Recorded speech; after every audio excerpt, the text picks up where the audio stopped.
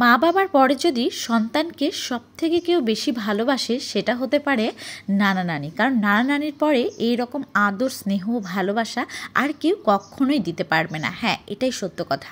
Hello everyone, আসসালামু আলাইকুম। সবাই কেমন আছেন? অনেক দিন পর রাজশাহীর বাগমারার ভবানীগঞ্জ বাজার চলে এসেছি। প্রায় বলতে গেলে ২ মাস পর আজ ভবানীগঞ্জ বাজারে এসেছি।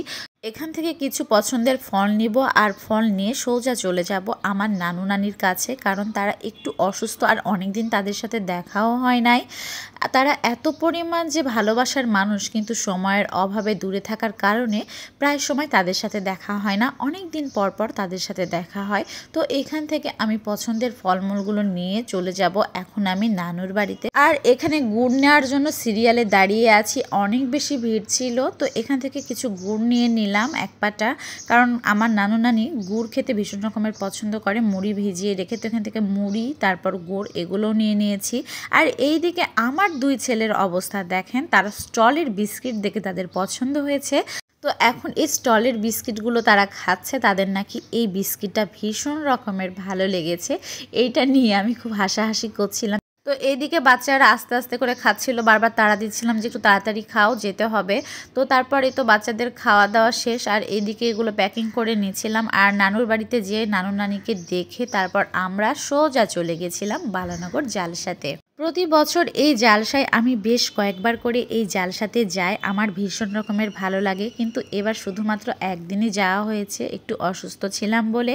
আর এইদিকে এইগুলোর কথা কার কার মনে আছে বলেন তো? ছোটোবেলায় এগুলো ভীষণ রকমের পছন্দ করতাম, আর হাতে এই কালারফুলগুলো এঁকে নিতাম, কিন্তু তখন বেশ ভালো লাগতো।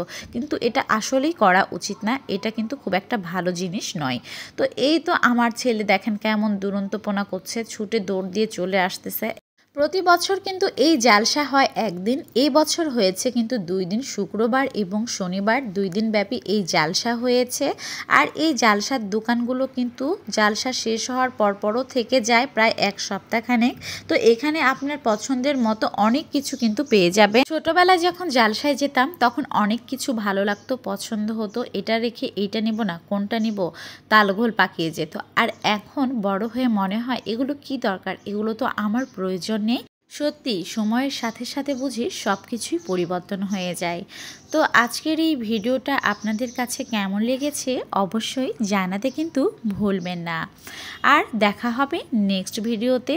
আর এইরকম আরও সুন্দর সুন্দর ভিডিও যদি আপনারা পেতে চান তাহলে কিন্তু অবশ্যই লাইক, কমেন্ট, শেয়ার করে দিতে হবে। আর যারা পেজটা এখনও ফলো করেন নাই অবশ্যই কিন্তু পেজটা কিন্তু ফলো করে দিতে হবে, তাহলেই এই ধরনের ভিডিও কিন্তু আপনারা দেখতে পাবেন। আর এইদিকে বাসায় আসার পর দেখছি আমার ফুপি এতগুলো কদবেল নিয়ে আসছে সবার জন্য। তো আজকের ভিডিওটা এই পর্যন্তই, সবাই ভালো থাকবেন, আল্লাহ হাফেজ, টাটা অ্যান্ড টেক কেয়ার।